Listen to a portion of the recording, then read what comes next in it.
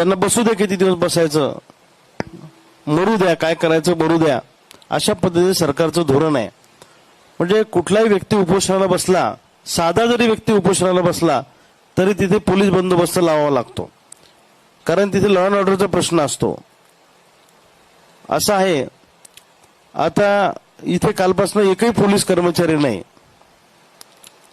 ठाणेदार एकदा येऊन भेटून गेले, औपचारिक चौकशी करून गेले, पण एकही पोलीस बंदोबस्तासाठी कर्मचारी इथं लावला नाही.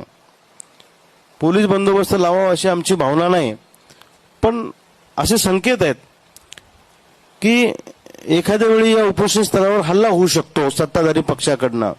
लॉ अँड ऑर्डरचा प्रश्न इथे तयार होऊ शकतो. कोण कोणाचा बदला कसा काढेल हे सांगता येत नाही. असे सगळे इनपुट्स असताना एकही पोलीस बंदोबस्तासाठी कर्मचारी इथं त्यांनी लावला नाही. ठीक आहे, आम्हाला काही त्याचं दुःख नाही, नका लावू, पण कसं करू लागतंय प्रशासन. कालपासून एकही डॉक्टर तपासायला आला नाही, काल सकाळपासून.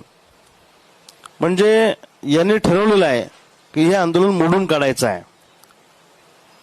आणि या आंदोलनाकडे दुर्लक्ष करायचं आहे, असं सरकारचं धोरण आहे. बघा शेतकऱ्यांनो, तुम्ही ठरवा काय करायचं ते. तुम्ही जर का पूर्ण ताकदीने रस्त्यावर उतरले तर सरकारला दखल घ्यायला भाग पडेल, आणि तुम्ही जर फक्त टीव्हीवर बसून किंवा फेसबुकवर बसून हे सगळं बघत असाल तर मग मात्र काही खरं नाही. ही काळ्या दगडावरची पांढरी रेघ आहे. तुम्हाला सगळ्यांना विनंती आहे, सरकार आंदोलन मोडू पाहताय. सरकारचा प्लॅन आहे आमच्यासारखा कार्यकर्ता असाच मेला तरी चालेल, काही त्याला कारण लावून टाकू वेळेवर, असं धोरण त्यांचं आहे. पण मी सरकारलाही सांगतो आणि जिल्ह्याच्या प्रशासनालाही सांगतो, हलक्यात घेऊ नका. हलक्यात घेतलं तर काय होतं हे मागच्या वेळी बघितलेलं आहे. त्यामुळं ती वेळ पुन्हा शेतकऱ्यांवर आणू नका अशी माझी तुम्हाला विनंती आहे.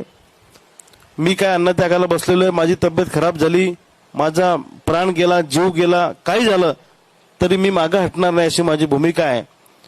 पण या सगळ्याला सरकार आणि या बुलढाणा जिल्ह्याचं पोलीस प्रशासन आणि जिल्हा प्रशासन हे कारणीभूत राहतील, एवढं मात्र मी तुम्हाला ठामपणाने सांगतो.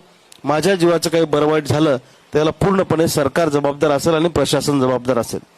या आंदोलनाला पाठिंबा देण्यासाठी निसर्ग फाउंडेशन सेवाभावी संस्था सागवणचे प्राध्यापक DM कानाळजे सर आणि त्यांचे सहकारी आलेले आहेत. तत्पूर्वी आमचे शेतकरी संघटनेचे ज्येष्ठ नेते, माझे ज्येष्ठ बंधू माननीय डॉक्टर विनायकरावजी